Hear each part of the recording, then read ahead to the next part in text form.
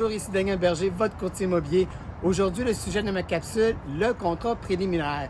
C'est assez d'actualité avec toutes les constructions neuves qui se passent, spécialement à Montréal.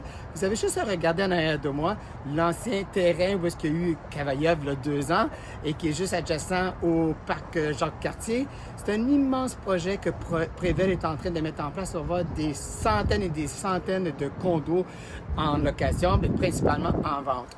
Alors, il y a 5 questions qu'il faut se poser par rapport à un contrat préliminaire et les voici dans un ordre tout aussi important l'une que l'autre. Première chose à savoir, quelle est la différence entre un contrat préliminaire et un offre d'achat?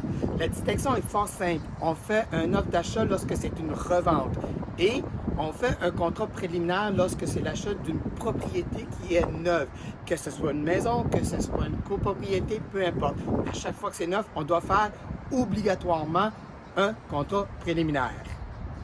Alors, première question, c'est quoi un contrat préliminaire? Un contrat préliminaire, c'est un document qui est légal, qui engage vous, l'acheteur, à acheter la propriété lorsque celle-ci sera prête à être livrée. Ça peut être des fois, ça peut être 2 ans à l'avance. Et le vendeur, lui, s'engage à vous livrer une propriété que vous avez signée il y a 2 ans sur ce fameux contrat préliminaire avec la superficie, les informations qui sont de base, bien entendu, selon le contrat préliminaire. Deuxième question, qu'est-ce qu'on retrouve dans le contrat préliminaire? Ce sont les informations légales du vendeur, donc du promoteur. Ce sont les informations légales de vous, l'acheteur bien entendu, donc les adresses de tout le monde, l'adresse de la propriété que vous achetez, la superficie, à quel moment ça va être livré, le prix bien entendu, qu'est-ce qui est inclus, est-ce qu'il y a un garage ou quoi, si on a déjà le numéro de cadastre. C'est assez rare parce qu'habituellement, on a un cadastre pour le terrain et lorsqu'on construit, par la suite, on va recevoir un cadastre spécifique pour chaque unité. Donc, c'est tout à fait normal de ne pas retrouver le cadastre de la propriété que vous achetez au moment de signer le contrat préliminaire.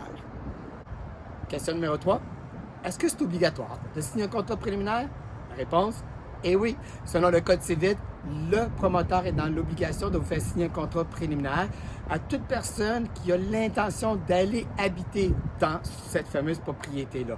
Point important, il faut que vous achetez, il faut que le promoteur vend le terrain et la propriété. Donc, ceux qui s'achètent un terrain, qui sont propriétaires du terrain, puis qui vont engager un promoteur pour construire la propriété, ce n'est pas obligatoire. Donc, c'est vraiment pour ceux, lorsqu'on arrive et dit, moi, j'achète la maison et le terrain du promoteur, ou le condo qui est sur le terrain, bien entendu, par le promoteur, à ce moment-là, selon le Code civil, c'est obligatoire. Question numéro 4. Est-ce que je peux me retirer d'un contrat préliminaire?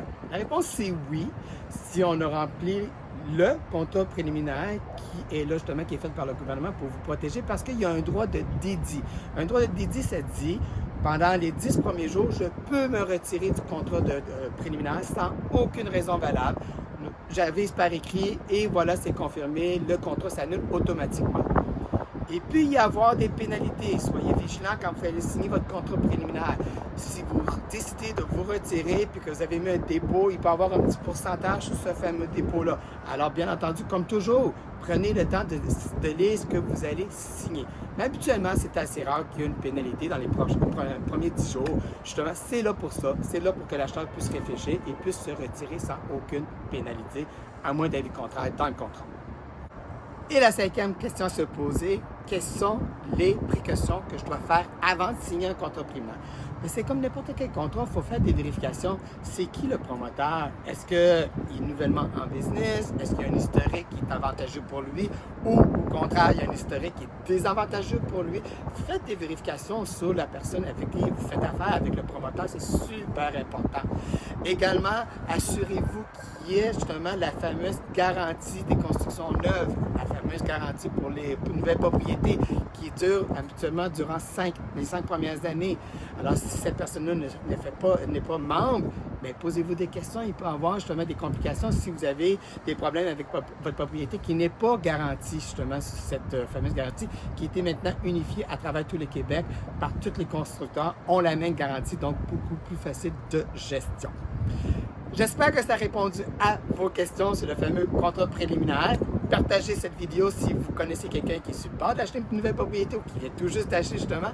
Et pourquoi pas m'encourager. La seule façon, c'est de faire like, le petit pouce par en bas et abonnez-vous. Comme ça, de cette façon, à chaque fois que je fais une nouvelle capsule, vous allez être dans les premiers à être avisés pour chaque nouveauté. Sur ça, je vous souhaite un bon début d'automne. On est rendu là. Soyez prudents avec tout ce qui se passe. Protégez-vous et on se revoit bientôt. Bonne journée.